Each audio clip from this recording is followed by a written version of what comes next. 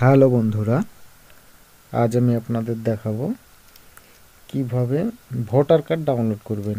তো অনেকেই প্রশ্ন করেছেন, নতুন ভোটার লিস্ট পাবলিশ করা হয়েছে, তো অনেকেই প্রশ্ন করেছেন যে ভোটার কার্ড কিভাবে ডাউনলোড করব।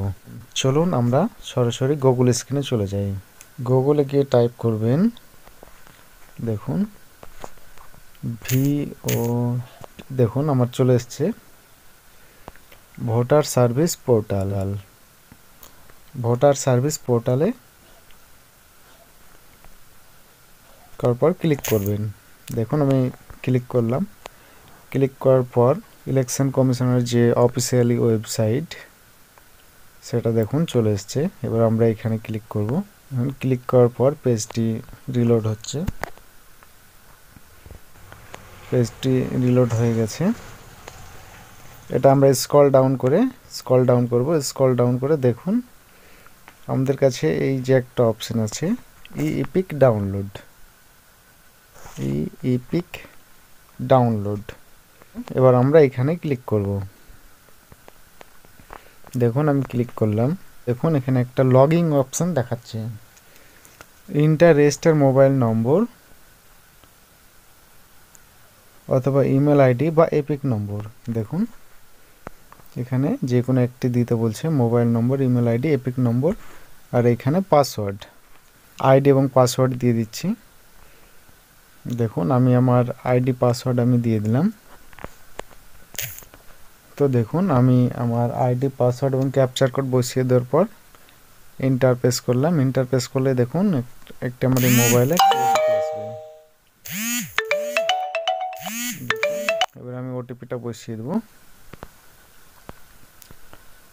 দেখুন ওটিপিটা বসিয়ে দিই।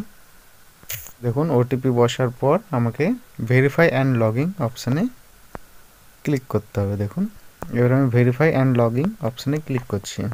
ক্লিক করার পর দেখুন একটি নতুন পেজ খুলে গেছে। এই পেজটা আমরা স্ক্রল ডাউন করার পর দেখুন আবার আমাকে এখানে ই ইপিক ডাউনলোড এই অপশানটাতে আবার আমাকে ক্লিক করতে হবে, যেহেতু ওটার লগইন করা ছিল না, তাই এটা লগইন করার পর এবার ই ইপিক ডাউনলোডে ক্লিক করলে এবার দেখুন আমার সাইডে চলে যাবে। তো দেখুন আমি ক্লিক করছি। ক্লিক করার পর বাম দিকে দেখুন কিছু অপশান দেখাচ্ছে, personal grievance system, self and family, change password. আমি যেটা লগইন করলাম সেই পাসওয়ার্ডটা চেঞ্জ করতে বলছে। তার নিচে ডাউনলোড ই ইপিক। তো এবার আমি ডাউনলোড ই ইপিকে ক্লিক করব। দেখুন তারপরে দেখুন এইখানে আমি এপিক নাম্বার, এখানে আমি আমার এপিক নাম্বারটা দিয়ে দেবো।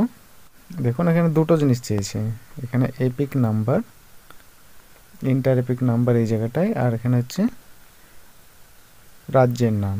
তো চলুন এবার আমি বসিয়ে দিই।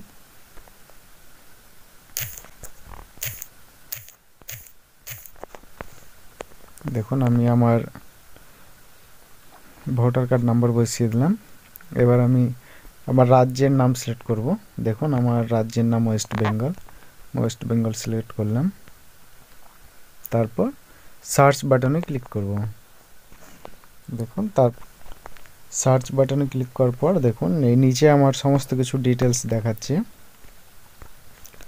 নিচে আমার সমস্ত কিছুই দেখাবে। দেখুন এপিক নাম্বার, এখানে নাম দেখাচ্ছে, এখানে বাবার নাম দেখাচ্ছে, এখানে রাজ্যের নাম, এটা আপনার অ্যাসেম্বলি যে বিধানসভা, এখানে মোবাইল নাম্বার।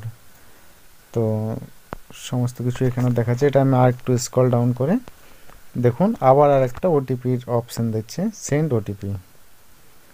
এবার আমি সেন্ড ওটিপিতে ক্লিক করব। দেখুন সেন্ড ওটিপিতে ক্লিক করে দিয়েছি। দেখুন মেসেজ চলে এসছে অলরেডি। এই মেসেজটা আমি এখানে বসিয়ে দেবো। দেখুন মেসেজটা আমার বসানো হয়ে গেছে ওটিপিটা। তারপর এবার আমি ভেরিফাই অপশানে ক্লিক করব।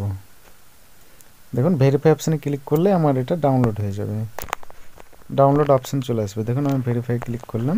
দেখুন এটা রিলোড হচ্ছে।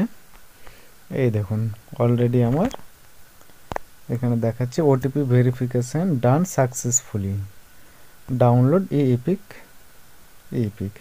তো এবার আমরা ডাউনলোড এই এপিকে ক্লিক করব।